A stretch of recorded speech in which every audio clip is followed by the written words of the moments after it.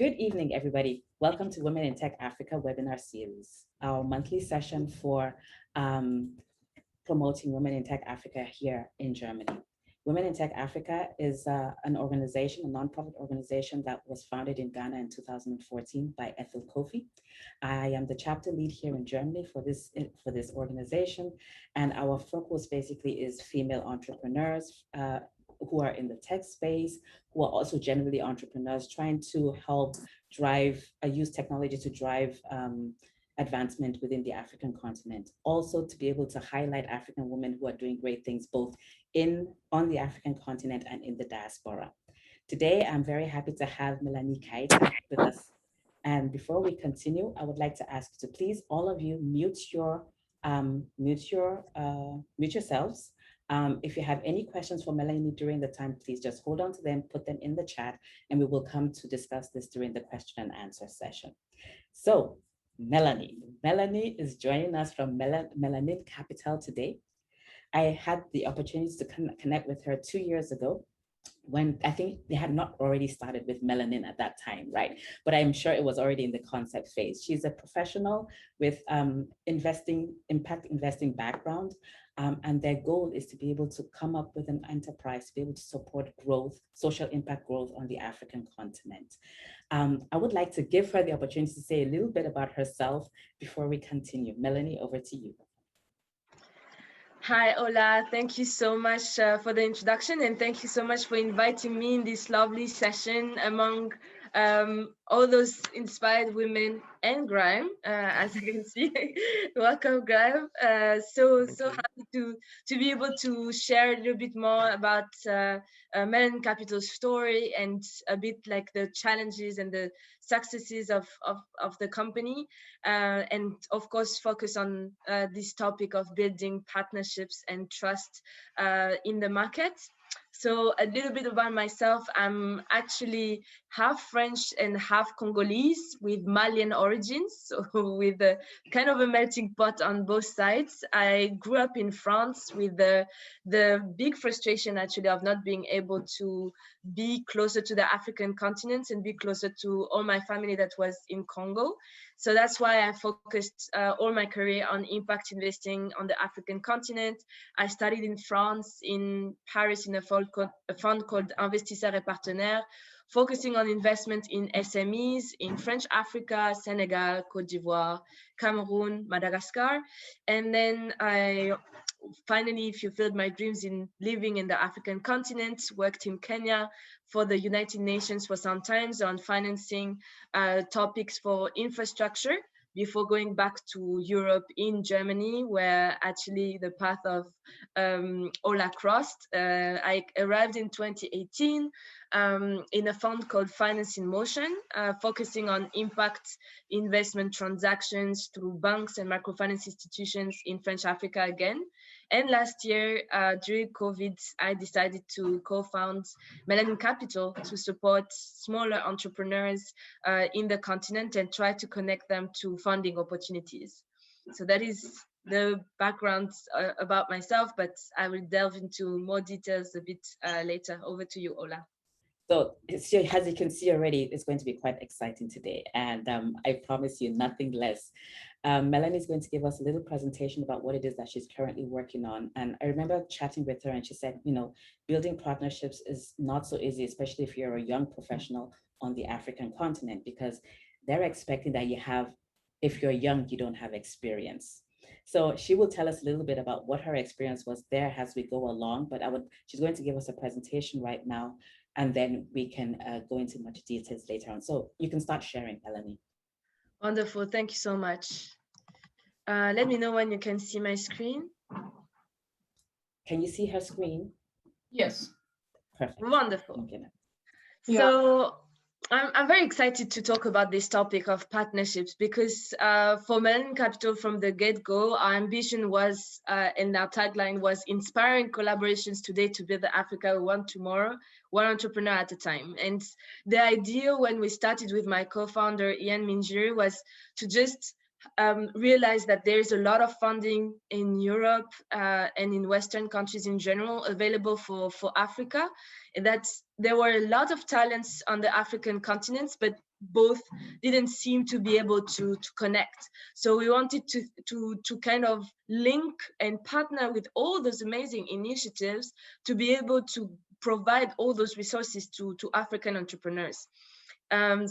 Today that would be, I will explain how we try to build those partnerships and to build kind of trust between all those different partners to ultimately make those entrepreneurs investable.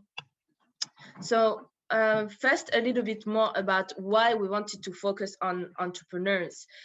We realized in our different professional background, me as an impact investor who was trying to invest in companies but was never able to actually invest in the smallest companies, and Ian, who was actually an entrepreneur willing to grow and having access to funding but never being able to actually access this funding, we realized that there was a gap that was still there, and this gap was focusing mostly on those young entrepreneurs and those early stage companies that are still struggling to have access to capital. And this is mainly due to three main problems. The first one, there's a lack of structuration from those companies, and it is difficult for an investor to trust that they can invest in those companies if there is no documentation or financial data that can actually prove that the business is viable and scalable. The second issue is also linked to the maturity of those companies. Most of early stage ventures are still too early to have the level of revenues that private equity funds or even large venture capital funds are willing to come in. And finally, most of those local entrepreneurs don't have even access to these wide networks of angel investors in the US, in Japan, or in Europe. So seeing those three issues, we decided to structure a company that would be able to be the link between those three aspects. And we set up what we call a Pan-African investment banking firm. So it's not an incubator, it's not a venture builder, and it's not just a fund, but it's really the idea of having an institution that will, exactly like for large corporates would do with Goldman Sachs or with Barclays, we're trying to provide that kind of service to small and early stage entrepreneurs to first make them investable. So put the structure that is necessary for them, for an investor to basically tick all the eligibility boxes, then act as an investor lead or an investor connector and curate the right investors that are relevant for the startups sector, the startups geography, and the startups maturity. They are investors that actually invest very small tickets and that actually want to support small entrepreneurs, but they're just very difficult to find. You have to go into angel networks, you have to go into the ecosystem, and that's what we're doing for the startups. And finally, once we have identified the right investor and made the connection, we support the entrepreneur in all the negotiation phase, in trying to follow up with the investor and basically also like negotiate the financial terms and the legal terms of the shareholding agreement. So the reason also why we are focusing on this, and I just explained a little bit more ambition about collaborations, but the idea of entrepreneurship for us is really that it is by supporting and empowering those impact-driven entrepreneurs locally that we can really unlock and create opportunities for underserved communities, and in particular for the youth and for women. So that was our big vision with Ian. We are two Africans from the diaspora, and we are just thinking, how can we go back to our respective countries? How can we create opportunities also for our children and for the next generation? And we think that it's by empowering those entrepreneurs that have at heart also the progress of their local communities and the progress of the continent, and can then create decent jobs and advance the whole continent as a whole. So that's why then we made it our mission to really help all those entrepreneurs to become investable, tick all those boxes of investors and get access to that funding. And on the macro level, our objective is to build trust and confidence towards those early stage investment in Africa, because we understand that for investors all over the world, the issue is really here. It's really on the trust aspect. They're always asking us, like, how are we going to get back our money? Is Africa not so risky? Are African entrepreneurs not corrupt? So our role is to kind of kill those prejudices, show the real narrative and the real face of Africa, by like showcasing those talented entrepreneurs and helping them to formulate it in the best way possible through the documentation and the pitch. The need is tremendous, as it's been widely documented by the United Nations. The African continent is going to be the home of the youngest population by 2030. So it is really critical and a bit of an emergency, clearly, to find ways to create more decent opportunities where Africans can really see a future where they are and not necessarily have to migrate elsewhere, but keep the talent in the countries so that they can build other solutions for their communities and get and provide also later jobs for the next generation. So over the year, I mean, we've been now in operation for a bit more than a year. We've managed to refocus a little bit more our activities, and we are obviously focusing on impact-driven sectors, so those that are answering SDGs and that are also within the framework of development of the African Development Bank and the African Union. Our biggest portfolio, though, is in agriculture and healthcare. Then in terms of geography, as we have an office in Kenya, we are mostly focused on Eastern Africa, but a bit also more in Anglophone Africa as a whole, just because of the language as well and the opportunities. But we are also working with the diaspora, in particular in the DACH region, so in Germany, Austria, Switzerland, and in France. The funding needs that we are focusing on are the ones that are below $1 million. And this is very key for us because we've seen that for a lot of venture capital funds or private equity funds, actually they start at 1 million or 1.5 million. So we really want to kind of focus on the need that is still really widely unserved, although there are more and more initiatives today for entrepreneurship on the African continent. So basically, we have 3 services that are now up and running and that we run with different partners across the continent. So we say that we educate, advise, connect. So we provide financial education through a fundraising bootcamp and fundraising masterclasses.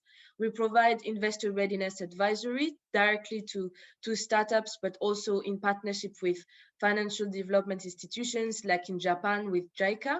And we then we have a matchmaking service where we connect entrepreneurs with investors. And for this, we work a lot with with development institutions like the United Nations or the German government in Germany. Of course, we are also developing our own funds so that we can co-invest and also take the risk, put the money where our mouth is when we connect enterprises with investors. So we are building our own venture capital funds, which we hope to be operational in the first quarter of 2022. Finally, one of our non-for-profit activities is our investor readiness program, where we showcase all the services that we provide to startups during a 7-month program where they will go in an accelerating phase of fundraising training. Sorry, I don't know why my PowerPoint goes by itself, like with a fundraising masterclass for a month where they really learn all the basics and prerequisites of finance. Then the second month focused on becoming investor ready, that is only open to selected startups and that we prepare them before they pitch in front of investors. So this is a program where we take the opportunity to invite other initiatives of the African continent. We worked with, I will say a little bit later, but with the World Economic Forum. We work with different angel networks so that they can take part of supporting the startups becoming investor ready, and we can raise together awareness about the importance of supporting early stage entrepreneurs on the continent.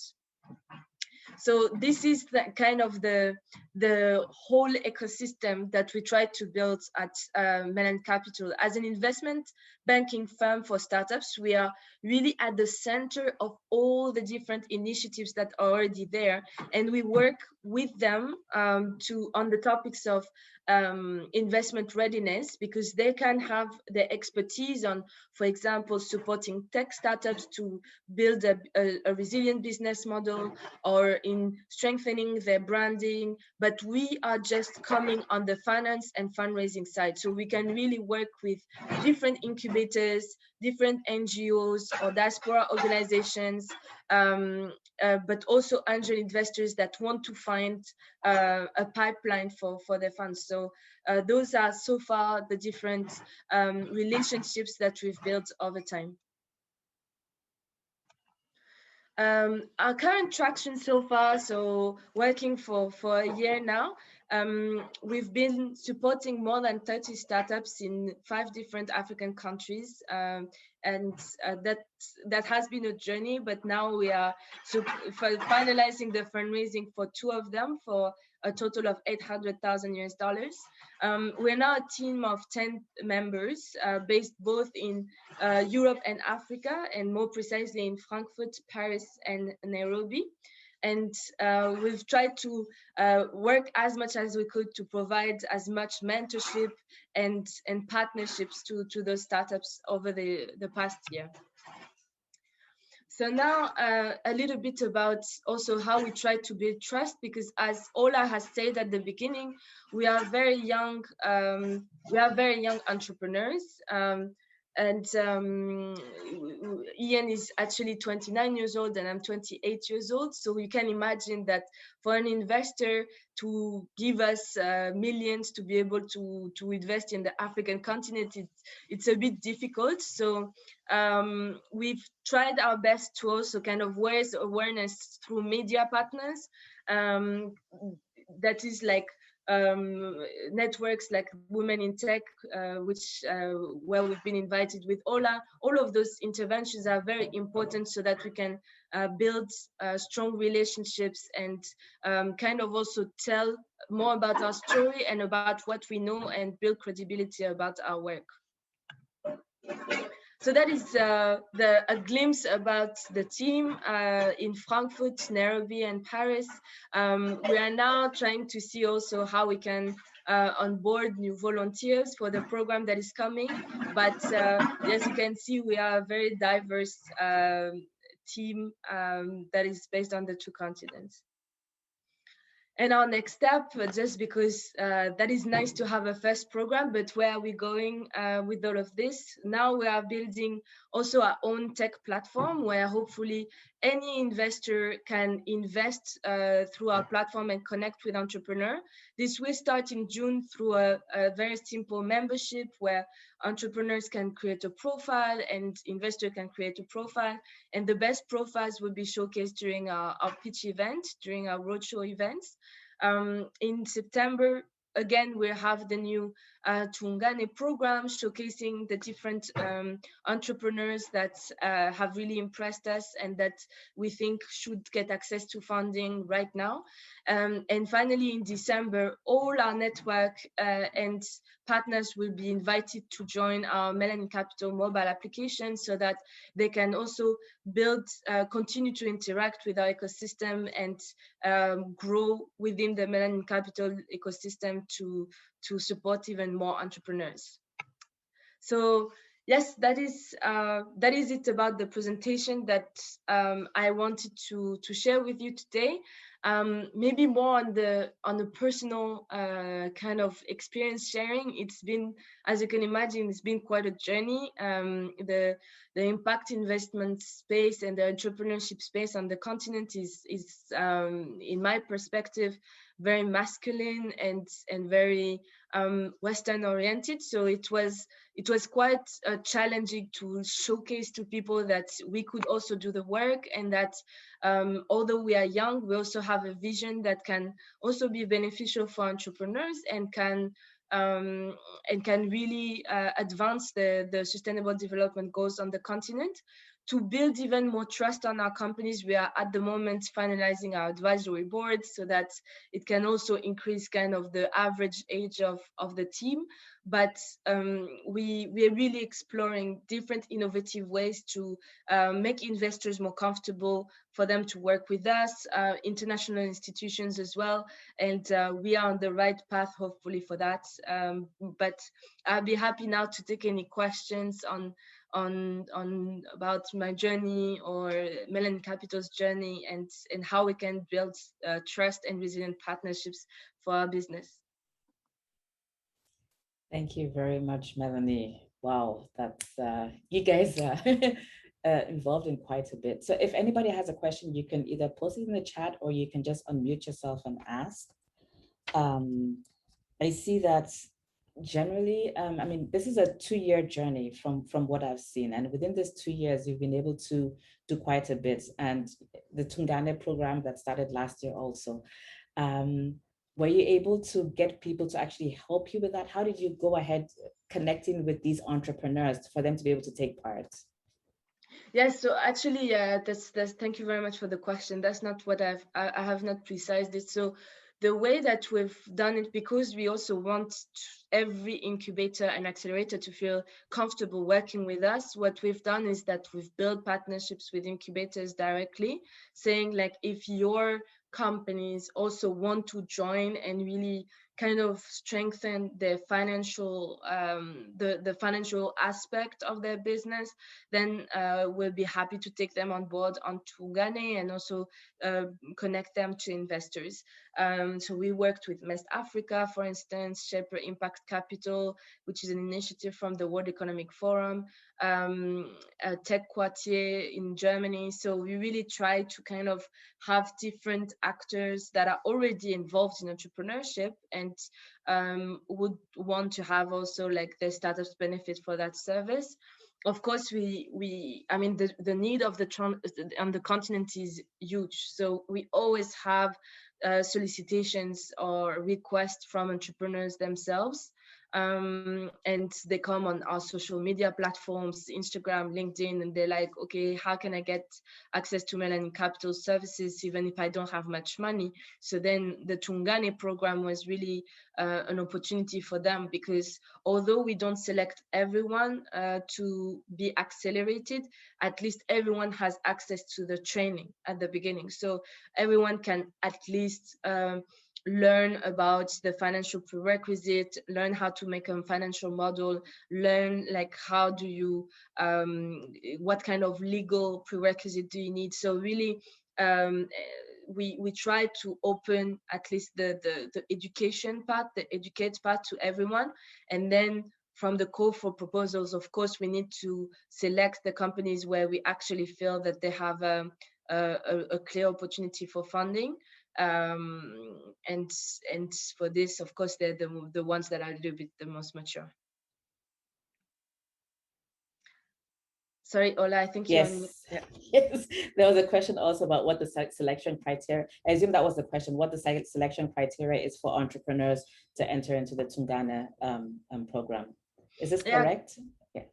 Yes, so to be able to then, so to have access to the training, as I said, everyone is invited. Then to be able to get access to the advisory, entrepreneurs will have to basically check a few boxes, and it will be mostly on the traction. So investors usually want to invest in something that already has the potential to grow or already has grown. So we look at the revenues, or at least the revenue generation potential. So for example, if the entrepreneur already has clients that have made orders, but he needs funding to do the technology part, or to put together the production, then we can see that once the production is done, there will be X million in terms of revenues due to the orders that have already been passed. So we really look at the revenue stage, and then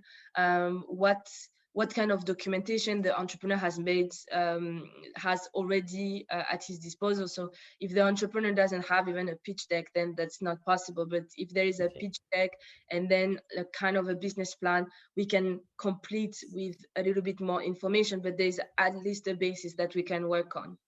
Okay, that makes sense. Your focus is social impact. Can you give examples of social impact projects that, or entrepreneur projects that you are working on? Absolutely. Actually, I'm very excited to talk about that, because that's what I prefer. So in July, actually, we have our first, we're running a first pilot of what we call roadshows, and this will be each month we'll take a social impact sector with a partner, and then we are showcasing entrepreneurs to investors. And in July, the theme will be circular economy. And waste management even in particular. And on this, I have only women entrepreneurs, which is really exciting. We have a company in Ethiopia called Zafri. Zafri is actually, I could even share my screen if you want to show a little bit the company, if that would be something that is... That's fine, yeah. Yeah, interesting. So Zafri is really a company that I'm very excited about, because this is led by two Ethiopian women that are extremely fierce and motivated. Okay, why is my internet not working at that moment? Okay, I'm sorry, I don't know why. No, some stuff like that happens at times, so it's fine. So if you can get the page up later on, you can show it again. That should be okay. No problem. So Zafri is actually a company that uses agricultural waste, so from wheat mostly, and creates paper pulp out of it. So it's creating a paper pulp without using trees, and then they sell this paper pulp to paper manufacturers. So paper manufacturers are actually very excited by that idea, because that helps them to cope with this environmental risk, which is deforestation. So then they have access to a high quality paper pulp that has not been using any trees, and they can create that paper that is fully 100% recyclable. So this company has already been into different incubators, including Seed Stars. They've already raised $150, and they're now raising the complement of the seed rounds, and we're supporting them on that, and hopefully presenting them to investors in July. So okay. That's the 150 million, right? 150,000. Oh, 1,000. Okay, because you said 150, so I wasn't sure which one it was. No, $1,000. Yeah. Okay.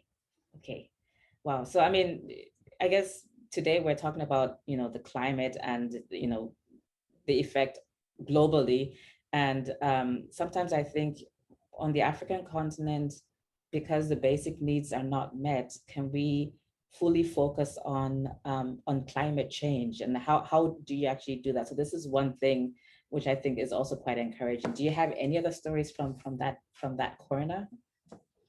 From climate change in general, or no, from the social impact.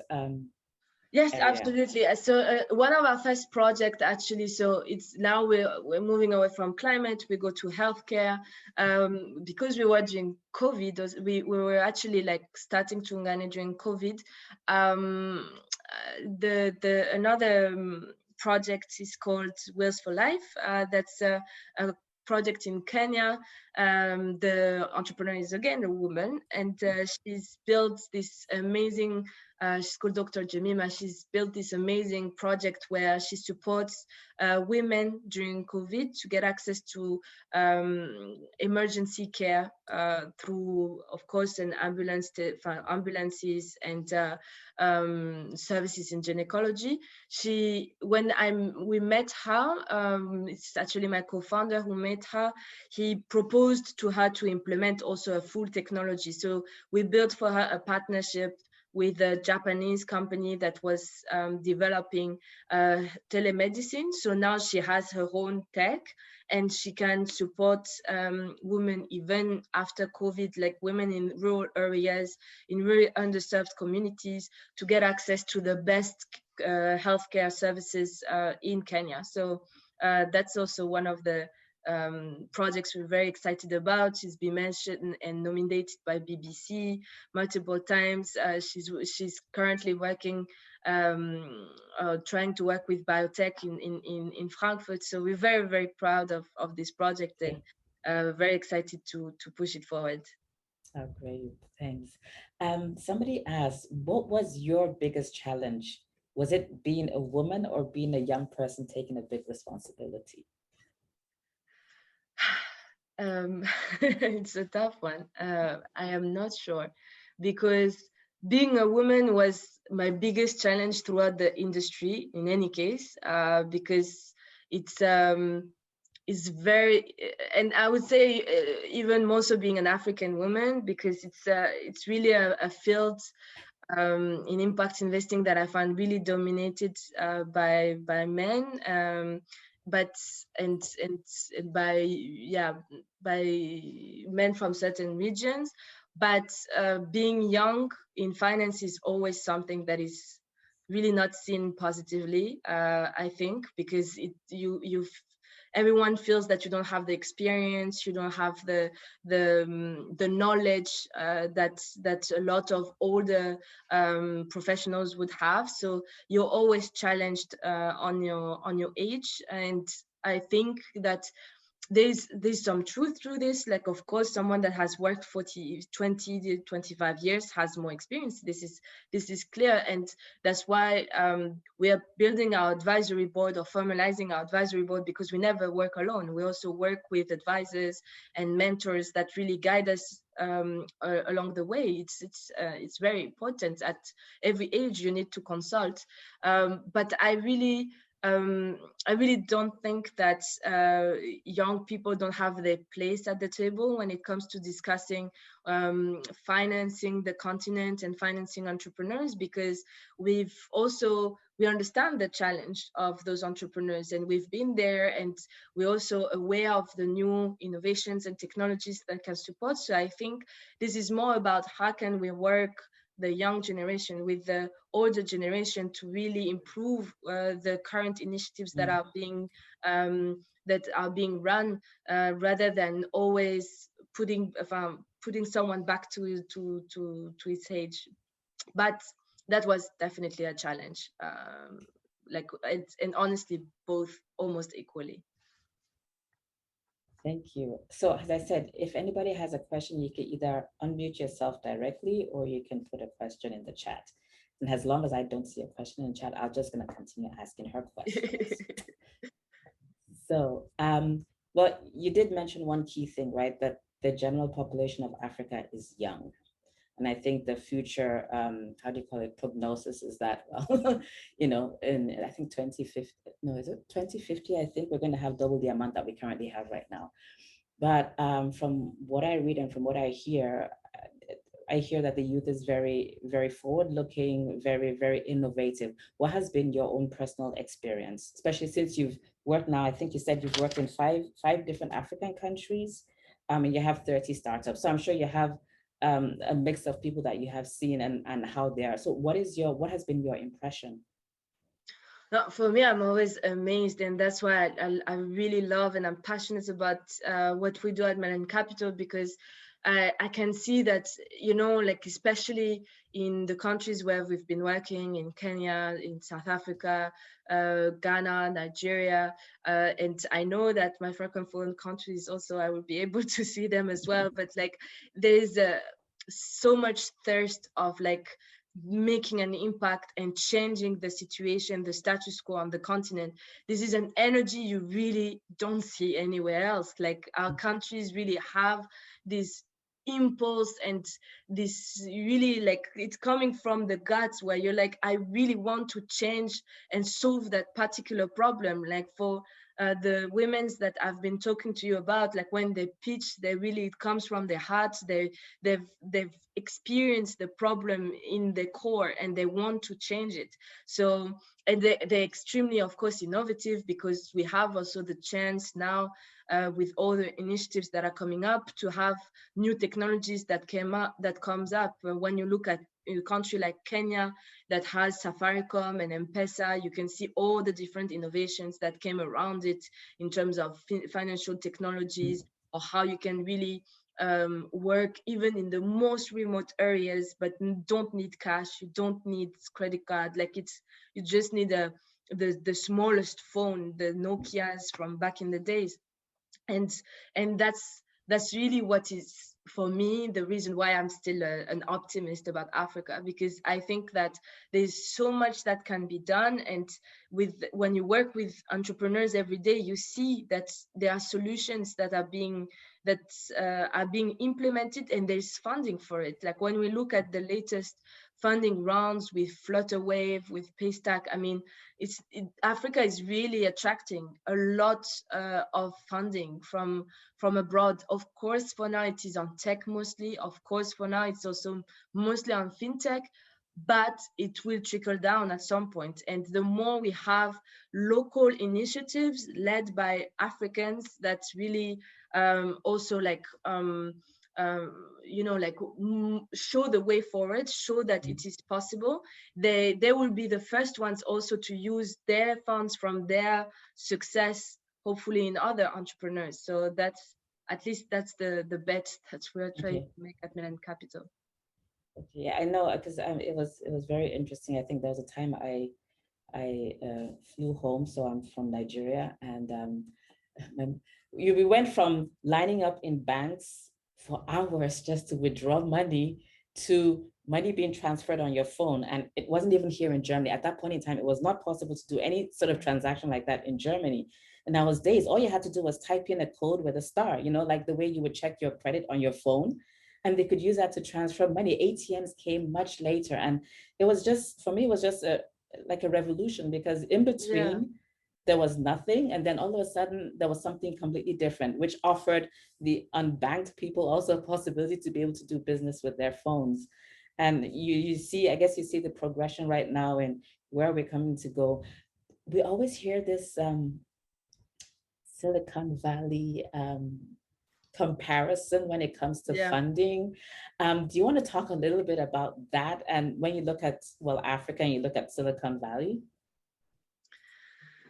Yes, I am a bit I'm always a bit skeptical about the Silicon Valley comparison, because it's true at some point. For example, when you look at Nairobi, Lagos, and Cape Town, I feel those hubs are becoming a bit San Francisco-like, because you have those angel networks that are really strong now, and you have this tech hubs that are coming here and there, like a bit like the Y Combinator style, but in Africa. So maybe, but it's true that, I mean, this is really like focused on certain countries. But when you look at the entire continent, so I'm from Congo Brazzaville, the French Congo, like we're so far from that tonality, and there's a need of going that direction for early stage startups to have, the entire value chain of investors that could be here to support the entrepreneurs from very early stage at the seed stage to then Series A, Series B, and a bit later in the development. And I think we still have a way to go there. And that's why I think your topic is very important about building partnerships, because that's what needs to be done, like kind of an ecosystem of funding opportunities per country and regionally in Africa. But it's on the right path, I think. Okay. So Camilla has a question. which challenges, problems do you see as having a higher priority to be tackled? And is there a difference regarding the different regions, countries? So I guess it's like development challenges, you mean on the continent, right, Camila? Yes. Oh, okay. Yeah, it's a very good question. I think I'm going to be humble here, like, because this is such a huge, let's say, topic for Africa. Like, this is like us at Melanin Capital, we really focus on the entrepreneurs themselves. So we don't we yeah, I don't know if I have the perfect answer for that, but I would give you my perspective.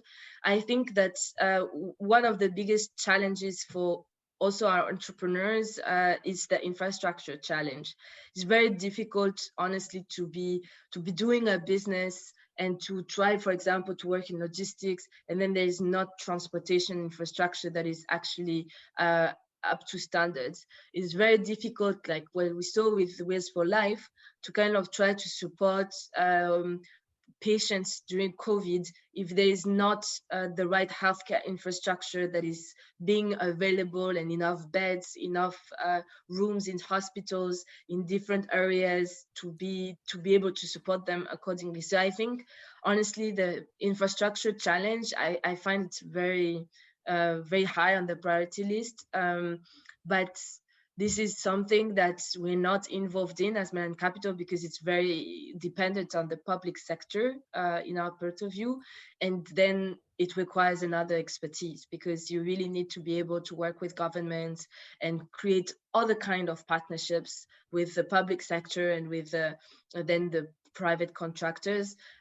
So yeah, I think that's a big one, and it is still like in countries like Kenya and Nigeria and South Africa, I don't feel it as much, but in our French African countries, especially Congo, Cameroon, like in Central Africa, it's very difficult for entrepreneurs to be able to operate.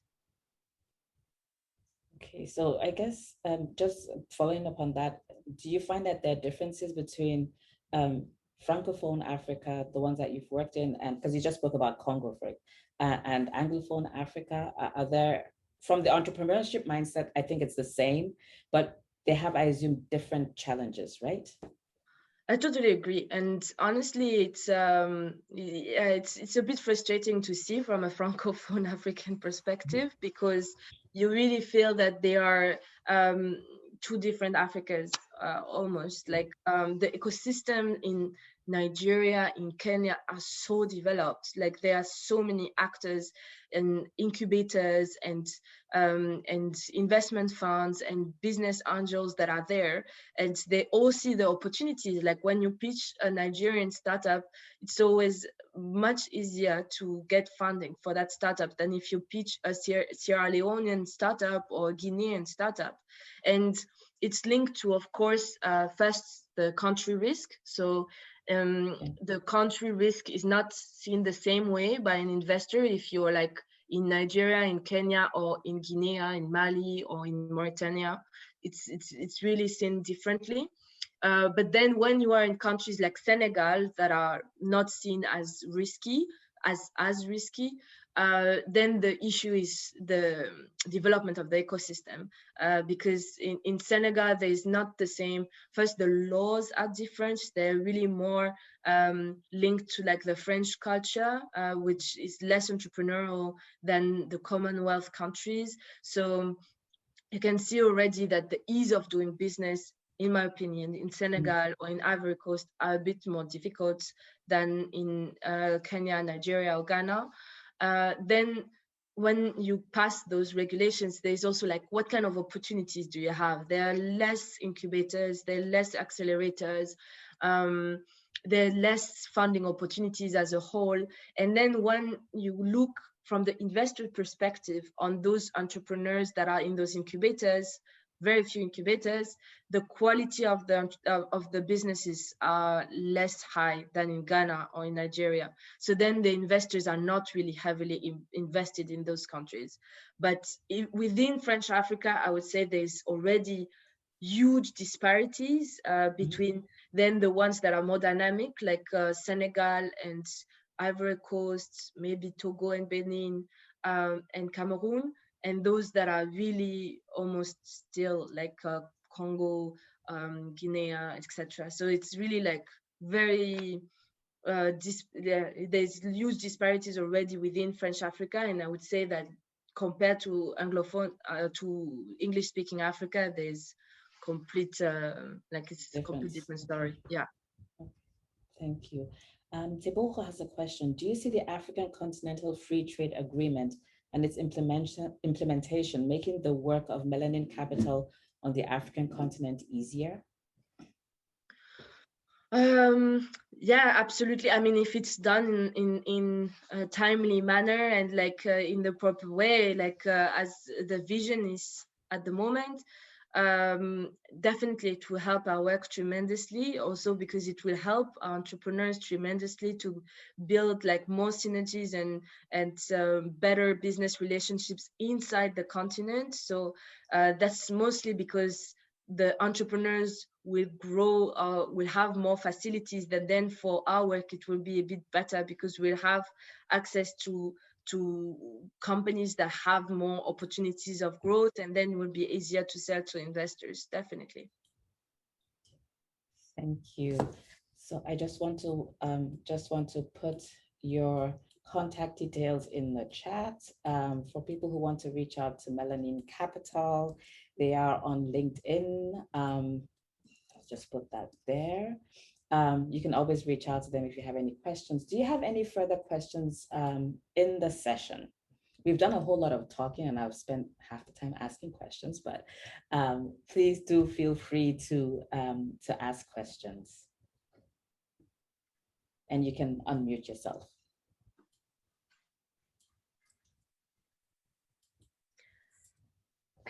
Maybe not so much a question, but just more a comment. So thank you a lot for this very interesting and insightful session. Was really interesting for me as well to learn more about your organization, but also about the realities, the reality of combining this entrepreneurship mindset with investors, and also to hear from your personal experience. So thank you a lot. It was very interesting to hear from your story. So thanks a lot. Thank you so much, Sarah. No, it's a pleasure. I mean, I love to discuss about Melanin Kapital, so I was very happy when Ola proposed to come in, and I think like it's always better when we kind of try to work with each other and like discuss about what can be, how can we overcome our challenges, because honestly, when I started, I didn't really know. There was a lot of obstacles, and you're like, okay, how do I pass through them one by one? So I'm happy to share my experience and also learn more about yours, because we always get stronger from one another. One thing that would interest me, I mean, we're no longer, I won't say we're post-COVID in that sense, but you said you started Tungane during COVID. How was that time for you, especially when you couldn't actually go and see the entrepreneurs, but you had to do everything virtually? How did that work? What sort of hiccups did you have? And was it more stress?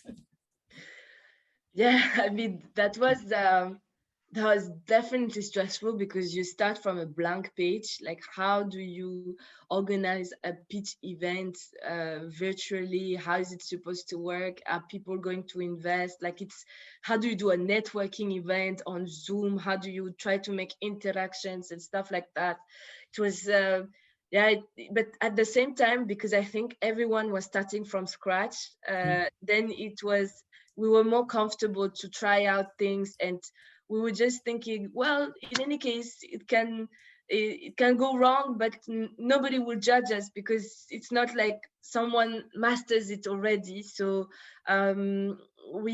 it made us a little bit freer, to be honest. Like, and it helped us to explore new ways, because we finally, you know, the investment sector was really put in front of that of its challenges, because we've done investments in emerging markets the same way for years and years and years, and it's like always very, first it's not cost effective, because you have to go make the trip, go on due diligence, really look at the company from in and out locally, but now they had to do everything from their desk. So how do you kind of help those investors actually do those investments from the desk, but still be comfortable investing thousands of kilometers away from their home? So it helped us to kind of rethink a whole industry and try to answer the fears and the challenges of those particular investors. Of course, we had hiccups. Really, you're always very stressed that someone is not going to show up on the Zoom call, or someone is going to drop, especially with the internet connection when you have an entrepreneur pitching. This is always a stress, to be honest, but now that everyone is used to it, everyone is a bit more tolerant, so we feel very comfortable doing those online programs and online sessions. And also because in a way it made it so much more inclusive, because before 2020 we'll not be able to actually do a full investment readiness program without funds. We did Tungane with zero money, zero. So this, if we wanted to do a program, we would have had to pay for plane tickets, we would have had to pay for hotels, and you just had to pay for a Zoom subscription. So actually it was good from that sense. Okay, super, thanks. There's a question. Do you have a niche industry for investment, or is your concentration client-centered? For investment, do you mean in terms of in which sector, or in which type of companies do we invest, or like about the investor themselves? Angela, maybe you just want to unmute yourself and just expand on that.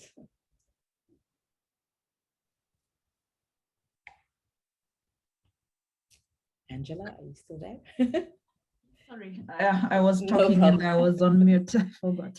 Yeah, so I meant for the investors. Is it like if I was to come and seek your services, do I have to have, first of all, the idea of where exactly I want to invest in, or do I come with an open mind and you will more likely tell me the preferred way?